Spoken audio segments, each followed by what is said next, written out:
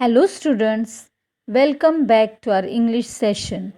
Today we shall study a very funny poem, The Try Enti Wonti Gongolop, written by the poet C.J. Dennis. Now I would like to give you a brief introduction about the poet C.J. Dennis.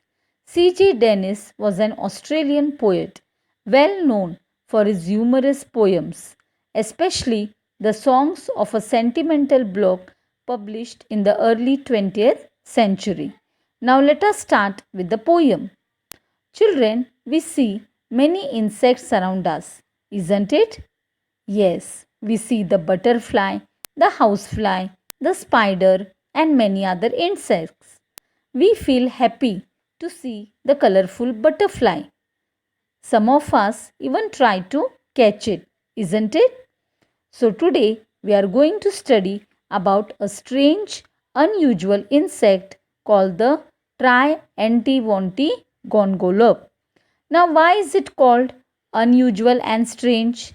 It is because we have never seen such an insect called the Triantivonti gongolop.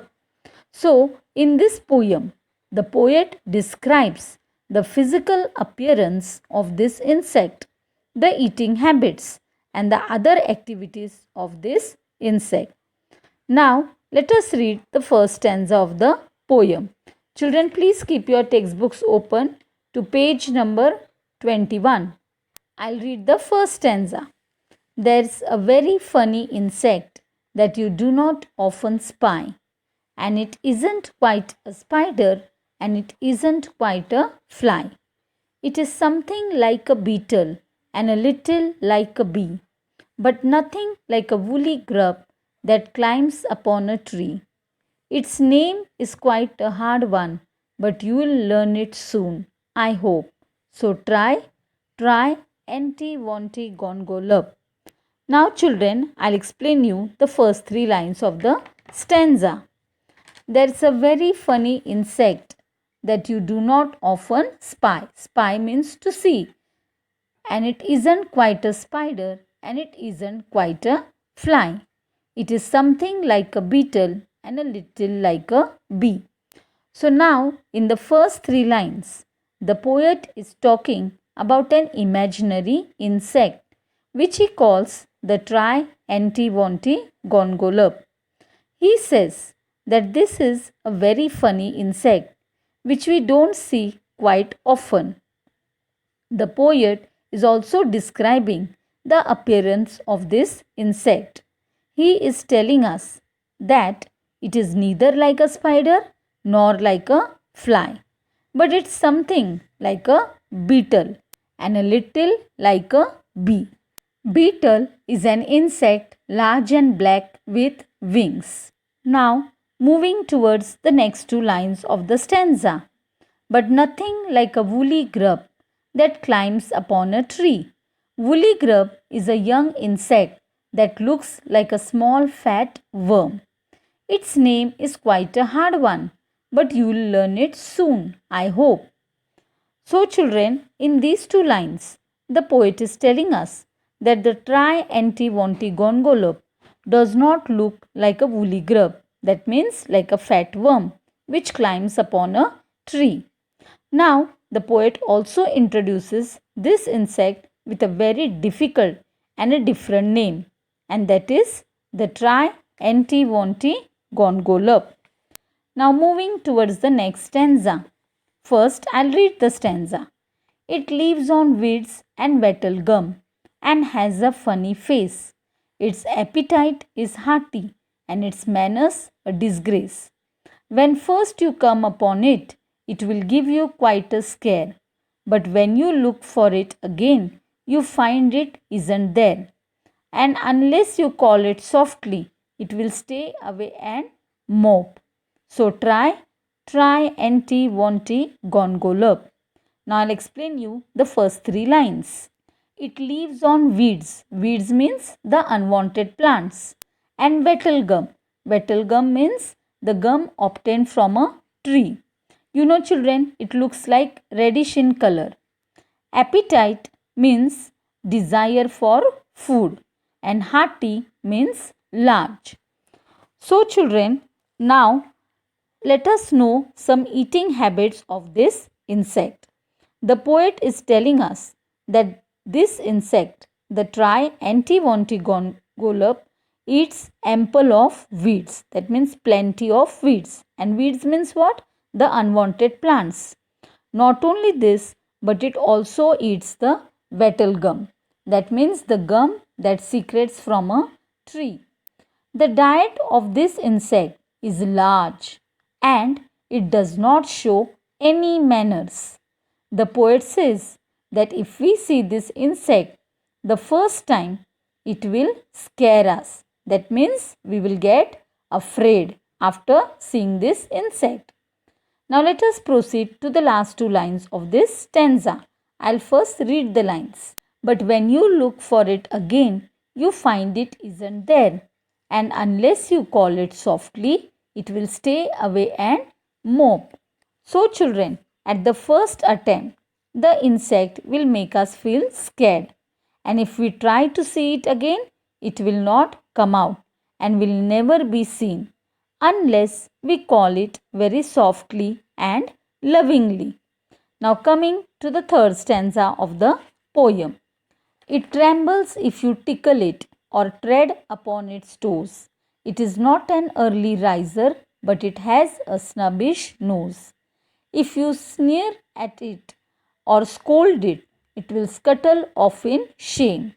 But it purrs and purrs quite proudly if you call it by its name and offer it some sandwiches of sealing wax and soap. Now children, I'll explain you the first three lines of this stanza. It trembles if you tickle it or tread upon its toes. Tread means to step. It is not an early riser, but it has a snubbish nose.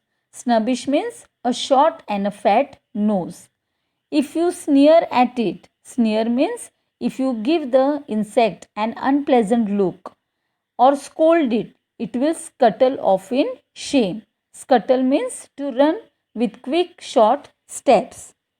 So, children, here the poet is telling us something more about this insect.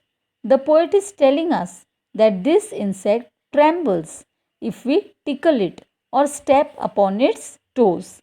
It does not rise up early in the morning like a good, obedient child, and its nose is also very funny. How is its nose? It has a very short, unusual, and an upward turning nose. But remember, children, if we give this insect an unpleasant look or scold it, it will run away in shame with quick, short steps. So, you see, children, it is a very intelligent insect, just like you all. If it finds some unusual, unkind expression, it runs away immediately and hides somewhere else. Now, coming to the last two lines of the stanza. But it purrs and purrs quite proudly if you call it by its name and offer it some sandwiches of sealing wax and soap. In the last two lines, the poet is telling us that if we call this insect lovingly and offer it some sandwiches, children, here sandwiches means the ones not that we eat, but here the sandwiches are quite different. Otherwise, your mouth will start watering. They are made of sealing wax and soap. So, this insect, after seeing the sandwiches, it feels very excited and happy. Just as you feel when mummy cooks some favorite dish of yours.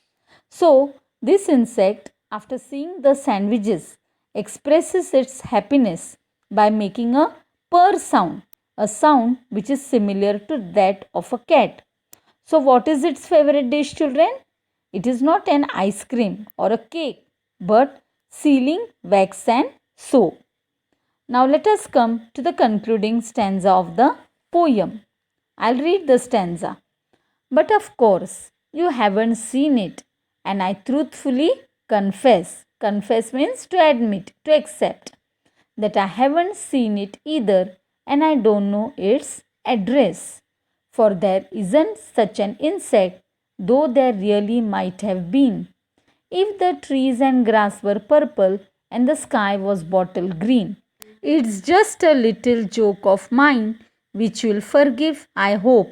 Oh, try, anti, wanty, gone go love. Now, children, I'll read the first three lines. But of course, you haven't seen it, and I truthfully confess. Confess means to accept that I haven't seen it either, and I don't know its address, for there isn't such an insect, though there really might have been. So now, children, here the poet finally gives out his secret truthfully. He says that no one of us have seen this insect, and the poet also does not know where it lives. It is just an imaginary insect. Now, coming to the last two lines. If the trees and grass were purple and the sky was bottle green, it's just a little joke of mine, which you'll forgive, I hope. So, here, children, the poet says that this insect will exist only if the trees and the grass turn out to be purple. Children, do you think this is possible? Right, it is highly impossible. So, even the existence of the Triantivontigongolop is not possible. Now, at last, the poet accepts the fact that he was just joking, and he asks us, that means the readers, to forgive him for his joke. So, children, did you all enjoy this poem? Yes, I am sure you must have enjoyed it. So, let us all forgive the poet with a smile. And remember to try to pronounce the insect's name, that is Triantivontigongolop. For homework, you have to read the poem as well as write it once in our English notebook. Now, children, here are some spellings. The first one is beetle, weeds, appetite, disgrace, trembles, confess, address. Write these spellings 5 times in your notebook and also revise them well. I have also given some question answers below. So please write down these question answers in your workbook.